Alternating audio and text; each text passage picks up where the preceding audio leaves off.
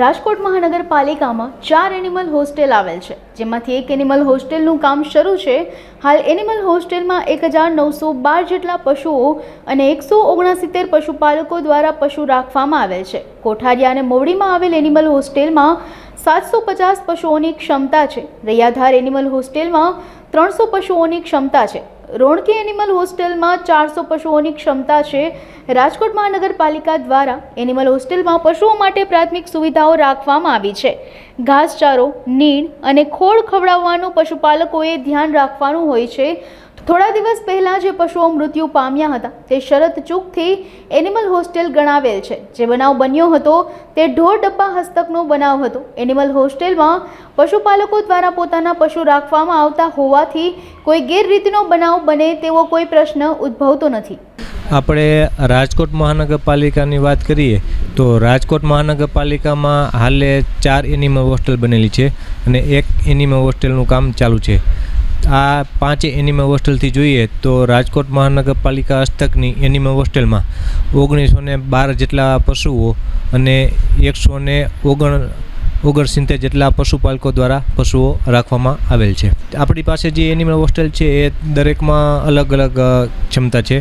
કોઠારિયા animal hostel અને મોવડી animal હોસ્ટેલમાં 750 જેટલા પશુઓની ક્ષમતા છે અને રૈયાધાર અને રોણકી એનિમલ હોસ્ટેલમાં આપણે જોઈએ તો રૈયાધારમાં 300 પશુઓની અને રોણકી એનિમલ હોસ્ટેલ જોઈએ તો રોણકી એનિમલ હોસ્ટેલમાં આપણે 400 પશુઓની ક્ષમતા છે। આપણે રાજકોટ મહાનગરપાલિકા દ્વારા એનિમલ હોસ્ટેલમાં પ્રાથમિક સુવિધા એટલે કે પશુઓ માટેના શેડ, પ્રાથમિક લાઇટની સુવિધા, 24 કલાક પાણી મળી રહે તે માટે પાણીની સુવિધા, સિક્યુરિટી ગાર્ડ, આ તમામ સુવિધા આપણે રાજકોટ મહાનગરપાલિકા દ્વારા આપવામાં આવે છે।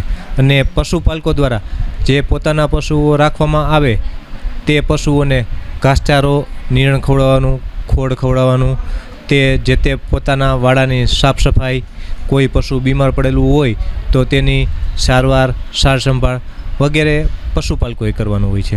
જે વાત હતી કોઠા એનિમલ હોસ્ટેલ, પણ એ કોઠારિયા એનિમલ હોસ્ટેલની બાબત નહોતી, પરંતુ શરત ચૂકથી લોકોએ કોઠારિયા એનિમલ હોસ્ટેલ જણાવેલ, પરંતુ ખરેખર જે હતું એ આપણે ઢોર ડબ્બા હસ્તકનો જે હતો એ બનાવની વાત હતી।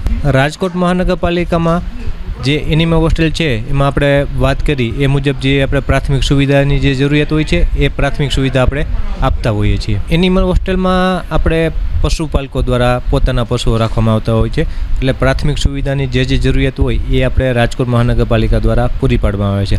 આ ઉપરાંત પશુપાલકો પણ પોતાના પશુઓને ધ્યાને લઈને અલગ અલગ પોતપોતાની રીતે જે ખોળ છે, દાણ છે, મિનરલ મિક્સર છે વગેરે જે જરૂરિયાત હોય પશુઓને કોઈ પણ જગ્યાએથી તાપ ન લાગે તે વ્યવસ્થા પશુપાલકો પોતાની રીતે કરતા હોય। એનિમલ હોસ્ટેલની વાત કરીએ તો પશુપાલકો દ્વારા પોતાના પશુઓ રાખવામાં આવતા હોવાથી કોઈ ગેરરીતિ જેવો કોઈ આમાં બનાવ બને તે બાબતનો કોઈ પ્રશ્ન ઉપસ્થિત થતો નથી।